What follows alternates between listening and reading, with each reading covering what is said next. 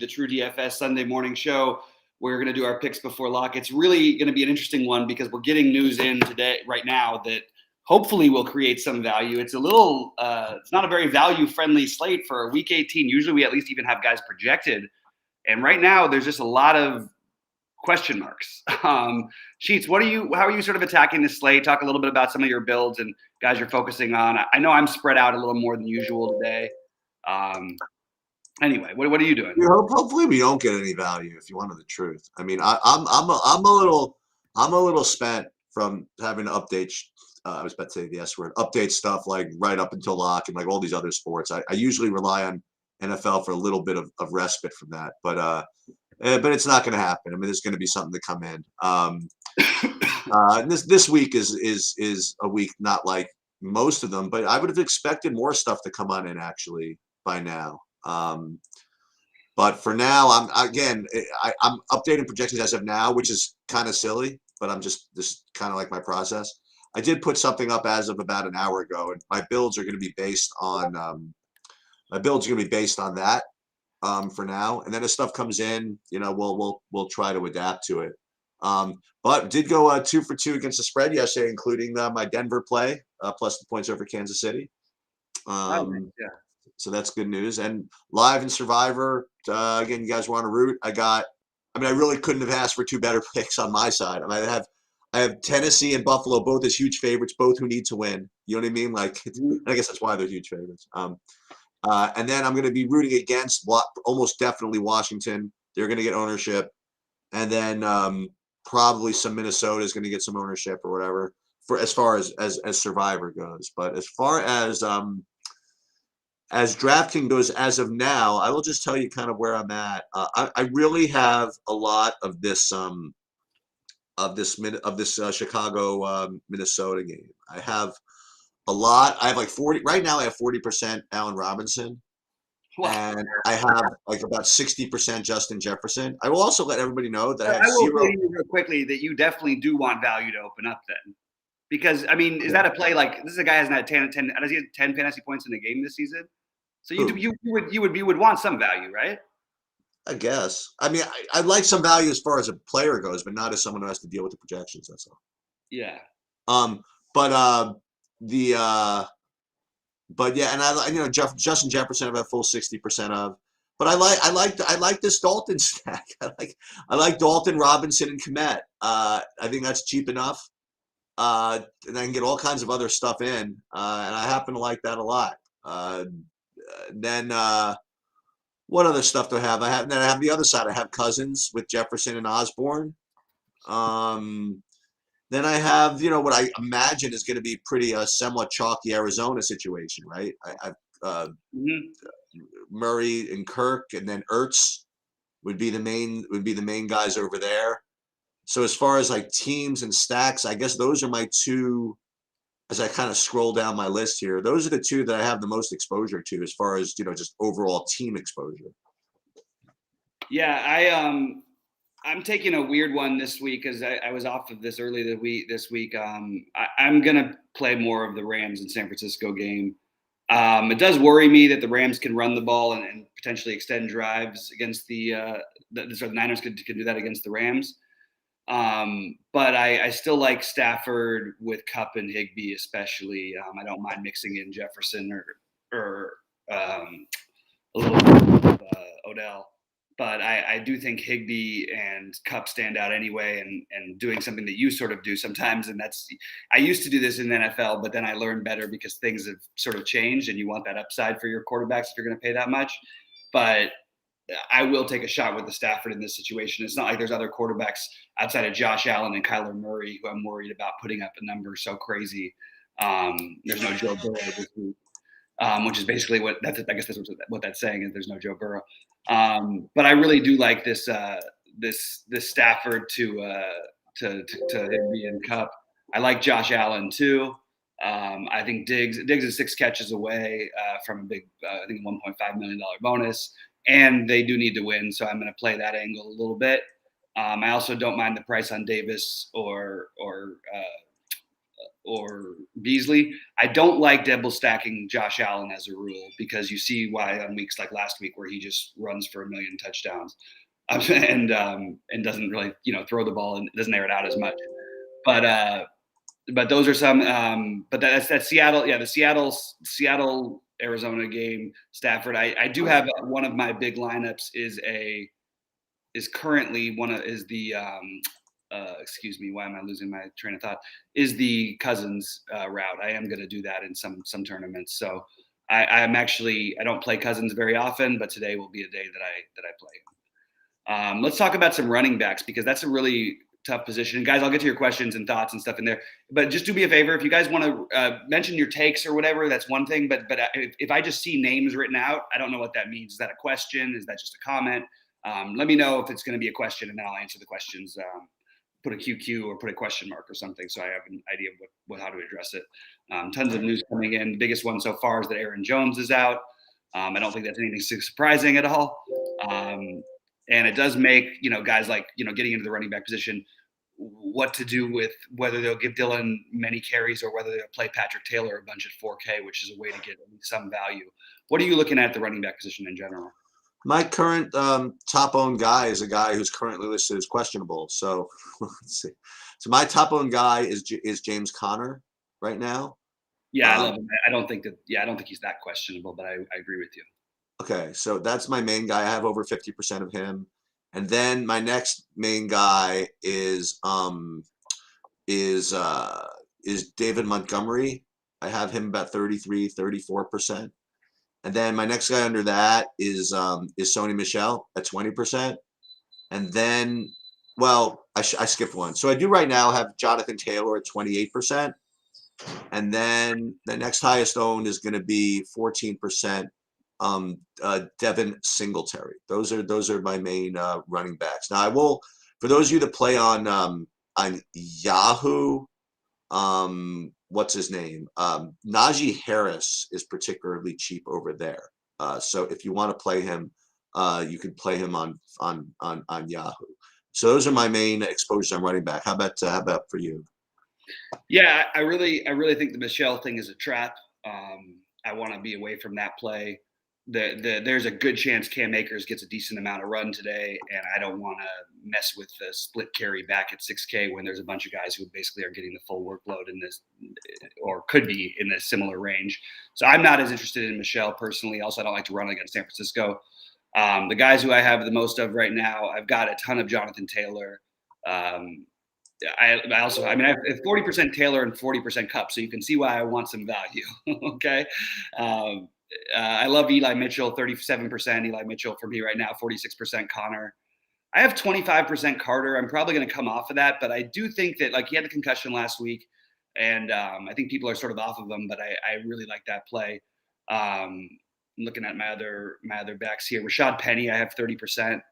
I'm a little worried about that one because I could see this being a passing heavy game, and I'm looking around at my other. Deontay Foreman, I want to get actually more of Foreman. So Deontay Foreman, I've got 20% of, but I think I'll end up with a little bit more. Those are my main running backs. I want to mix in some weird. I think I am going to throw Patrick Taylor into a couple lineups and hope for the best in that situation with the against the it's the Lions, and I don't know. It just feels like a good spot where they're going to be able to run the ball. And I don't know how much they're going to want to run A.J. Dillon out there as he's part of their main offense. So I could see Patrick Taylor getting a bunch of carries. So he's something I'm going to get off the board with for sure. There's one other guy I wanted to mention who I have double-digit ownership of that I forgot to mention. You didn't mention at all. Do you like any Perine? Yeah, I have some Perine. Okay. I'm okay with it. I'm good with it. I don't know how much I love it, but I do have 20-ish%. And I have 20-ish% of Singletary too. I'm just might whittle some of that down. Okay. So what I think I'm going to do then, just so you guys know how I play, based on what Bobby had said, I'm probably going to pare down the Michelle. Because like I said, I talk about this a lot. Some people know their stuff in certain aspects, and Bobby knows the Rams. And so I'm going to definitely pare back some. I hope he doesn't end up with 3 touchdowns and 120 yards today. Well, whatever. I mean, I don't care about that. Yeah, I'm just saying. Yeah, I just worry about him in relation to the Akers thing, and also I think that there is going to be reasons for the Rams to throw the ball against a questionable secondary versus running the ball against a defensive front that we know is really, really good at stopping the run. Keyshawn Vaughn, I have a little bit of more on FanDuel, where I found the savings so I could play like Taylor and Cup together, a little bit more necessary, but not as much on DK. We'll go into wide receivers and tight ends, guys, and then we'll answer the questions. Wide receiver sheets. I know you mostly are pairing. Well, I guess there's a lot away from pairing with quarterbacks this week we can do too. So what are you looking at? Hold on. I just kind of lost my. Yeah, take your Why time. don't you just start, because I just lost my DraftKings build for a second.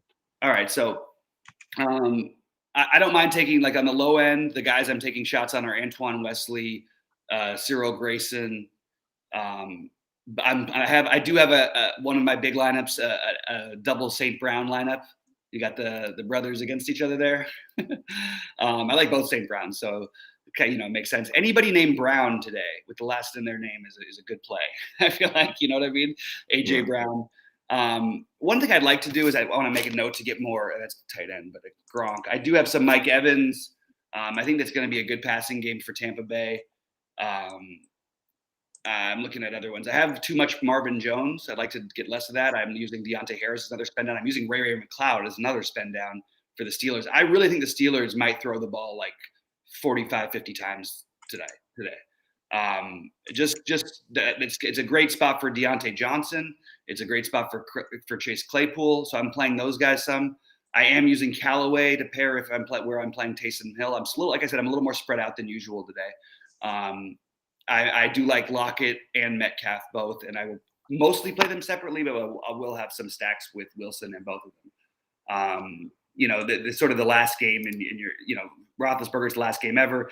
Maybe they throw Russ a bone like they did last week and let him throw the ball when they're up 30 in the fourth quarter, even though that was a home game, so it's a little different. It is going to be his last game as a Seahawk most likely, and just help him get a big, whatever. Have other teams interested in him, like, you know what I mean? He's not. I don't know.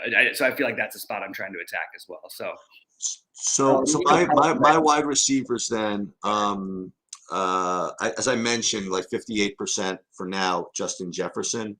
I'm kind of with the field, I guess, on Cooper Kupp, like 25% of him, 25% of Kirk.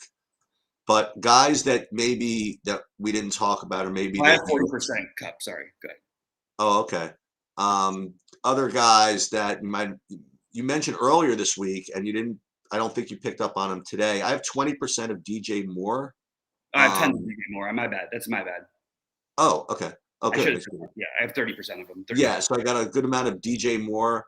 Double-digit ownership of Michael Pittman, but nothing major. I have like 15% of DJ Metcalf. Other guys there was another guy.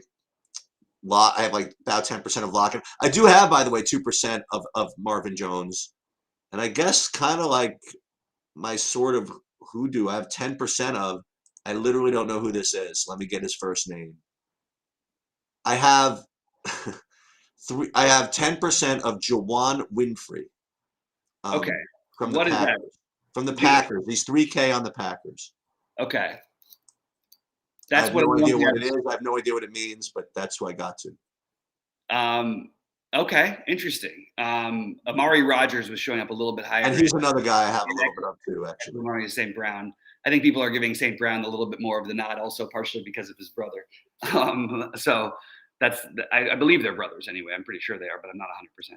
Yeah, the A. Rogers, I have like 12% of him. Yeah, we need to see what happens with the Green Bay receiving core, because I don't know they might play Adams a quarter or two. It just makes me a little nervous. Yeah, but you know how it goes. 3K, you don't really need anything. You don't need that much. That's true, but you might today by the end of it, because I think that there are like the 4 and 5K tiers are pretty good, or the 5K tiers are pretty good, and the 6K, and then but the problem is, like, I see everybody, and I understand, but outside of my cousin stacks, I'm trying not to get overloaded on Justin Jefferson. I do agree with you what you said earlier this week about Zimmer trying to attack, trying to like play no matter what. He's going to play it out. Oh, I didn't mention Christian Kirk also. And Nagy's playing hard. Yeah, so Yeah, so I just as I said, I don't know. I think this could be a good game. Like I don't know. I'm sort of like iffy though on Cook Jefferson at a really high ownership in a meaningless spot, especially with Cook's injury past. So I'm trying to stay Yeah. away from that. I also I'm playing some Kamara at running back. I sort of forgot about that one. Let's jump over to tight end and then we'll get to the questions and stuff like that after that. Sorry guys, it's a little So tight end for me, my two highest are second highest is Cole Kmet, as I mentioned before, at 22%. My highest owned at 26% right now is Zach Ertz, and that's certainly going to be nothing earth shattering. I mean, I imagine that the Murray Kirk Ertz thing is going to be really chalky. Um, I know I have a lot of it, you know. yeah, So and again, I haven't really tweaked yet. So if I'm just getting to it because of projections, I imagine a lot of other people are also. right. So I imagine that that's going to be the case. Then I got 16% of Tyler Conklin. Again, it's just because he's coming from that game. That's where I'm getting there. And then I have like double digits of some some Mo Alley Cox, some then like real sprinkles of Everett, a guy named John Bates, and Yeah. then even like a 4%. I have a couple of lineups with Njoku, and then I have my obligatory my obligatory 10% B right from the Detroit. I don't even know if he's playing. He's just questionable, so I gotta watch for that. So it's been my tight end distribution for most of the year. I've had like 25-30% of the guys who I think are good, and then like 5 to 10% like guys with no chance, and like hopefully the guys with no chance get there sometimes. Yeah. I'd like to be able to get to more Kittle and Andrews, but I'm not finding myself doing it as much. I do have some Huntley stacks, so I will have Andrews in that. Oh, and Higbee. Sorry, I forgot you had mentioned him before, but Higbee as well. Yeah. I have. I'm just taking a look at my running backs. I have a lot of Cole Kmet at the moment. I'm probably going to get a little lower on that. I'm a lot of Higbee, which I'm probably not going to change. A lot of Zach Ertz. I'm not differentiated. I have some of the Bevan Jordan and John Bates as the spend downs, but none of it's all that exciting to me. I would like to get up to some of these guys, but as it stands right now, it's pretty hard to find the extra salary to do so. I think Gerald Everett's a solid play as well, and I think that the one who I haven't been on as much, but I'm going to get a ton of because it just makes so much sense is Fryermuth, especially with me. He's great. I like him. Yeah, they're going to pass the ball a bunch, so I really want to get some more Fryermuth and Gronk, who's got some Gronk with any sort of like a what's it called? He gets a bone. He's got some bonus stuff at risk here. I feel like Brady gets him the ball, and I think you're going to see big games from Fryermuth and Gronk. It's just hard at Gronk's price to play him even over if you can get up to that high to the Andrews and the what's it called the best player in football. I can't think of his name right now. Cooper Kupp? No. George Kittle. Oh, right. That's true. Yeah, he literally like on PFF every year on Pro Football Focus. He's like literally like number one rated at everything. He's like the best blocker, the best cat, and as good a receiver as there is. They just don't throw the ball that much. All right, real quick defenses, and then we'll get into all the questions and back and forth. I'll start this one off if you want. I like the Browns, Lions. I have too much of the Lions currently because I haven't found the spend down, so I've needed to do it. Vikings. I like the Bills, but it's hard to get to. I like the Titans and the Washington football team, but they're a little bit more expensive. So those are the sort of the main ones I'm using. But I am getting to a ton of the Lions, and that might be a mistake. But like against Jordan Love on the road, like why aren't the Lions the most like literally that extra 200? I understand why you get to the Browns instead against whatever nothing quarterback, but you've got a nothing quarterback for Green Bay also. Maybe there's an argument for the Lions being a better play than the Browns, and I don't think they're going to be anywhere near as owned. Also, I expect the Vikings to be really high owned. So if you could find a way to pivot to the Cardinals or Washington, I think that's kind of a logical move if your lineup's too chalky. Yeah, and again, we're just talking about DraftKings here, but as usual, I don't have more than 20%. Higgins inactive. Where did that come from? What? I just got a message that says T. Higgins is inactive. I didn't even have any look at that entire game. I'm sorry. I was thinking of Tyler Higbee. Yeah, T. Higgins I expected to be inactive. offensive. Sorry, that was Okay. that was not a not So a so relevant. for defenses, I don't really like to have more than 20% of any defense, and it's the same this week. My top owned guys, I have a couple guys approaching it. My top owned is the Bills actually. I have like 18% Bills, and then 16% Cleveland, who I think they're gonna be really chalky. And Yeah, I have Washington at like 12%. I mean, the Giants are running a combination of two quarterbacks of who Jake Fromm is probably the best. It's right. going to be Jake Fromm, and I don't even know. I forgot the guy's name, but another guy's going to get a half of football probably. Yeah, that brings up a question in chat, especially with the Cleveland defense being viable. I mean, this is a great spot for Nick Chubb, and he's going to be completely unowned. So he's another running back that you can mix in to answer the question about Chubb. The problem I'm having is I really like Kamara, who also will be low owned, and I'm going to be more off of Cook, so I can take the Chubb and Kamara stuff. But I also really like Jonathan Taylor today. I do think that he has a monster day, and obviously is the kind of guy who can completely just shatter the slate entirely. So that's what I'm going with more.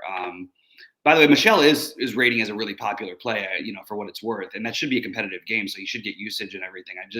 I just feel like it's a setup a little bit. I just feel like the other guys in that price range, like I'd rather take Eli Mitchell at half the ownership. Um, anyway, I'll get to some of these question sheets. We can go back and forth on them. Let's see. The McLeod. See, these are just comments. I don't know what's a question or not. It's just a bunch of names. Hopefully, Kevin, we answered the question about the quarterbacks for the 1 p.m. games because we did answer. We didn't go through our favorite quarterbacks. A few incentives in Tampa Bay today for Gronk and Brady. Yeah, it's true. There is something. I like the Brady stack. I didn't get to that much of it, but I do have. You could do it in different ways. You could do it the cheap way with Cyril, whatever, and then Grayson, and then Gronk. I mean, Gronk is not cheap, but it's at least the overall double stack is not that expensive, and you could run it back with DJ Moore. Montgomery at running back is one that everybody else seems to be higher on this play than I am, and that doesn't mean that I'm right at all. I mean that they're wrong or I'm right. I do think he's extremely viable, and I'll make a little note here. I have a note, but I'm going to circle it. That Montgomery should be in some of my lineups because I currently just sort of found him in a tier where I wasn't really getting to very much. I was either going a little higher or a little down. Another guy like that is Najee Harris, but I think Pittsburgh is going to throw the ball a ton today, and that could include Najee Harris. But those are the guys I'm afraid of being on. But it's hard when I'm playing guys like Jonathan Taylor as much as I am, James Conner as much as I am. Montgomery is a good play in relation to Taylor, so I think I'm in relation to Conner, so I think that's fair. Devin Singletary, just Rashard Penny, I prefer. So I'm just a little bit higher on the other guys. I'm the Rashad Penny one I may rethink, but I mean, we just keep seeing even like everybody's like, oh look, they let Russ go last week. I'm like, well, really? Like they ran the ball more than they threw the ball. Still, Right. maybe for Russ's last game they change it up a little bit. I don't know. But it was his last game in Seattle last week, so I'm struggling a little bit with that one. That I answered the Chubb one. Texans stack Mills and Cook.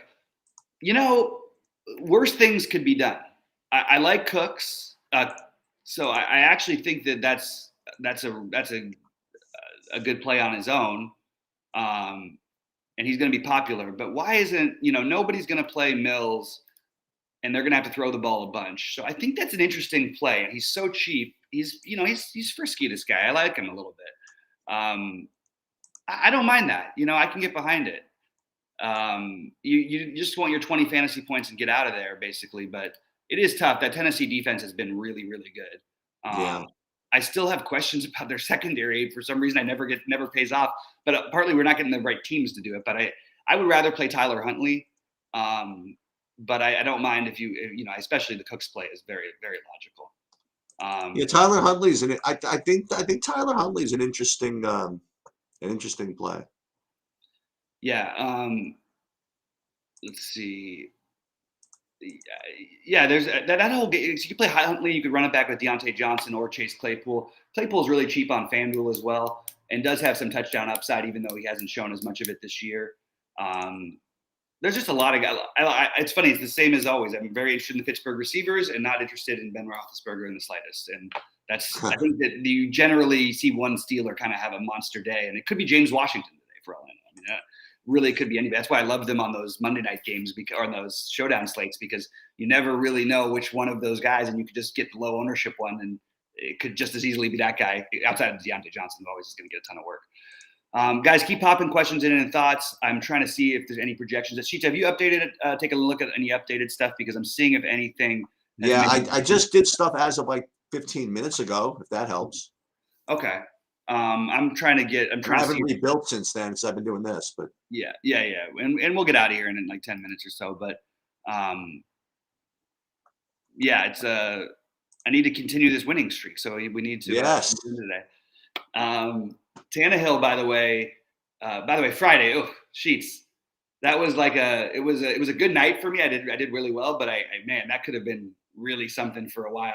That monster looked like it was gonna be good, and then yeah, but both of your studs just completely stalled.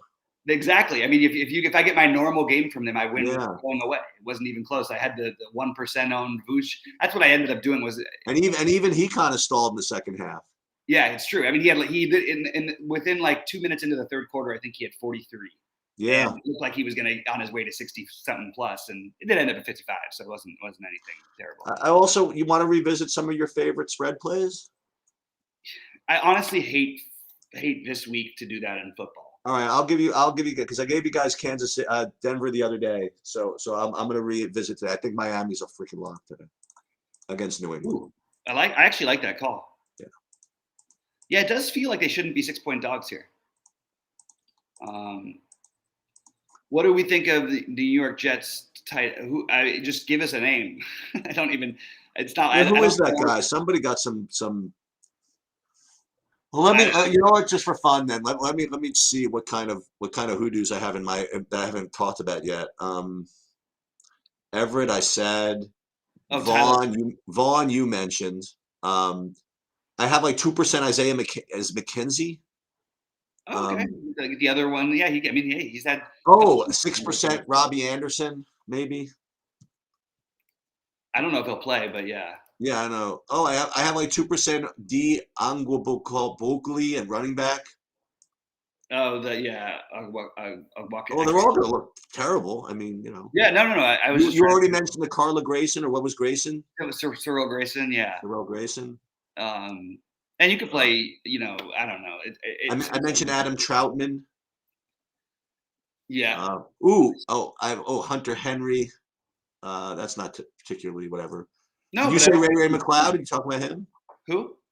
McLeod. I said Ray McLeod. Yeah. Okay. And I said James Washington too, as another weird one. Chenault, nothing special. Crowder, nothing special. I have an Adam Humphries. I'm just gonna throw. I mean, like. So nothing really. I mean, except for like, and the Ayuk, we always like a little bit of that. Oh, we have no James Washington today. Oh wow. Yeah, now I really like. I'm gonna make McLeod a little bit more of a thing. I really think you can play two, like including Freiermuth. You can play 2 Steelers receivers and totally have no interest in Roethlisberger. Soak up the PPR points. Hope that somehow one of them gets to 100 yards and the other one gets 2 touchdowns. And you could do it cheaply by playing McLeod and Freiermuth. You could play Claypool and Freiermuth that are reasonably priced. You could play Claypool and McLeod. I think that's an interesting route to spending down and getting a lot of exposure. Or you could play Deontay Johnson on the high end. But I do think Pittsburgh's going to throw the ball a bunch today. So that is something that I think is worth looking at. And I'm definitely going to try and adopt a little bit of the strategy I just talked about. Thoughts on New England running backs? We need to know who's playing, and we didn't get the official word right on Damian Harris. I don't have it yet, at least. We have Damian Harris still as questionable, and then you still have Bolden and Stevenson. So if Damian Harris is out, I will like Stevenson a little bit, and probably even Bolden is viable, but I don't think that's what I'm desperate to do. I think Bolden might actually be viable either way, especially if you play Sheets' narrative of the game. Maybe Miami is even ahead, or maybe the game's close, and you can get your pass catching back in there. But I don't think it's anything too exciting unless we get Damian Harris out personally with New England. The trade stock says, you know what? This is the week to do it, right? Like if you're going to do something like the Detroit stack, a gross Detroit stack with Goff, I just the other guys around Goff's price. I just Listen, hard. listen. This is what I will say again. This is you talk about like watching the games and like doing whatever. And I don't, unfortunately, I've watched more sports more football this year than I ever have, just because I've been sweating these freaking survivors.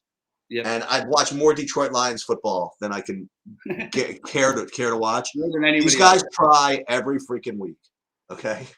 And in a week where people are worried about teams trying or whatever it is, these guys try every week. Goff, look, he was put in a tough spot. You know what I mean? I know that he's not great or whatever it is, but he's got to sit there. He's watching the Rams excel with Stafford, whatever. And but when he came, look, he came in and beat beat Arizona, like it was nothing, and he sat out with COVID. They even played well with Tim Boyle, and this St. Brown is legit, and they play hard on defense.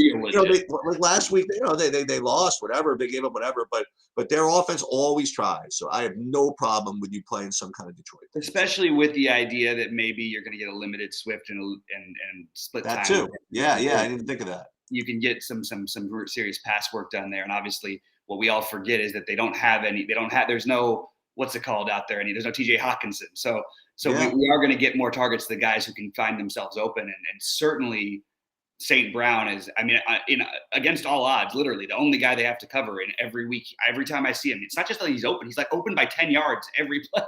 I'll tell you something. You want is that a 4:00 game? That's a 1:00 game. Like if you want like a showdown play or something like that, or you get any kind of news, that other running back from Detroit is really good. The guy who played when Swift was out. What's it? Craig something? He's not, but Williams is in too. Oh, he and, is. and Swift is in. Okay. Yeah. Because that other guy's really not bad. Yeah, I actually think their whole running game in general has been their better part of their offense. But this could be an interesting spot, and it's weird to see them playing as a 4-point underdog. Who they playing? Green Bay, right? Yeah, but they got the Green Bay with Jordan Dude, they're Love. so going to be pumped for this game. They don't care if Aaron Rodgers or Aaron Jones or Brett Favre is playing. They're going to be up for the Packers. They're going to try their best. You love Detroit more than anybody's ever loved it. I love them. I've been fearing them all year. It's a sweat every week. I'm like a 14-point favorite over them every week, and I'm on my hands and knees to win by 2. It's ridiculous. It's crazy how many games they've lost at the very end, and consider like everybody talks about how terrible they are. But like even when they get smashed, like they're down by 31 in the last game, it was like a 10-point game in the fourth quarter. Never give up. I'm telling you. It's like the most optimism I've ever seen around a team like this. It's pretty funny. Yeah. You could put Josh Reynolds in there too. I agree with that. If you're going to play absolutely, Josh Reynolds, I think you know what? I'm sold. I'm sold. I'm doing something. Goff Reynolds, and then you play. You know what you do? Then Sheets. You play your cheap St. Brown on the other side, or one of the cheap receivers. You like the other guy. Play one of the 3K receivers from as a run back, or the 4K running back, and then you play both Taylor and Kupp. Play the chalk. How about you play a freaking Detroit onslaught with the Detroit defense? We just picked it. Yeah, and then you play their defense on top of it. There you go. That's beautiful. The problem is the defense. You're going to want a defensive touchdown if you're going to play the off. I mean, at least I hope for one, and obviously that would take away from them. You really want Detroit. You want them to be down 2 touchdowns early if you want that stack. They're not going to be down. They're going to be up the whole game. They're going to probably kill them. But maybe it goes back to your Craig Reynolds guy. Maybe. That would be if that hits, man. I swear. By the way, I do want to say something else. I figured out. So it happened to me yesterday while I was on the road. I thought, okay, I have the money to do this, and I played PJ Tucker instead of Stevenson in one of my lines. Tucker was in all my lineups, but with Stevenson in my other ones. But I was just thinking, when you have a strong take, even if it could be really bad, like the Stevenson one, that a couple nights back when the first game in Indiana when he was 0.1% owned, that could be really bad. But if you're right, you're just smashing the field. You're just absolutely massacring him. And same thing yesterday. You couldn't have won a tournament without him, basically. But he was 1% owned, so you kind of could. But you literally all you have to do is just get the other things close enough to right. You know what I mean? And I did the wrong type of stick with the plays that your gut tells you is what I'm saying. Really actually play them in your big buy-ins. I messed around with him in my $40 and my $15. Of course, I won the $40, which would have won the $5.55 easily. But it's just we got to stick with those plays, and it goes for football too. And the guys who I'm going back to is sort of this Detroit passing game thing, and I've been turned on a little bit to the idea of this Detroit stack mildly, but more I just think St. Brown is he's just an awesome play. I honestly, it's hard to get in if you want to play these other high spend ups like the Cups and the Taylors. But maybe it's the better play. I mean, he's All right. So that's it. So this is what we're gonna do. There's gonna be 5 Detroit stacks. And if there's not 5 Detroit stacks, a $500 bonus. That's it. I've locked myself in. That's it. I want the bonus. No, I'm just kidding. You can have it. I'll give it to anybody. If I don't play the 5 stacks, then I owe a $500 bonus to somebody. All right. Hey, how you doing in golf? Anything exciting? No. I mean, I'll cash in like a single entry or something. I've got one shot going into my single. I only played 3 lineups, but my single entry $200 is actually pretty live. Okay. 16 under or better with the 17 under or better with the and then I got the Justin Thomas. It's Justin Thomas and Rahm, so I need Rahm to win it. But hey, it was my pick to win it, so yep. I hope he does. And boy, you know how crazy golf. I just want to really quickly say something. It's really crazy that in golf, like that a 40% owned guy or the highest owned guy, when they get there and they're leading the tournament like wire to wire, it's like that shouldn't happen. You know what I mean? Nope. Like even if you're the favorite, you're not supposed to win. But what is Cam? What's Cam Smith? Cam Smith. He's going to win this on average maybe 10% of the time. Right. And he's the highest owned player, and of course he's just crushing everybody wire to wire. Crushing. Yeah. All right. I don't know if there's any more questions. They're drying up, but I've got a lot of builds to get to. We don't have as much information, but this is a huge pivot day. So Sheets, I'm going to ask you to do it too. At 3:30, you're going to have to go and make your switches because there's going to or 3 o'clock or whatever. Because after we get the second lineup injury reports, we could have some funny business in those second streaks. That's a really good point. So you really want to stay on that, and that's.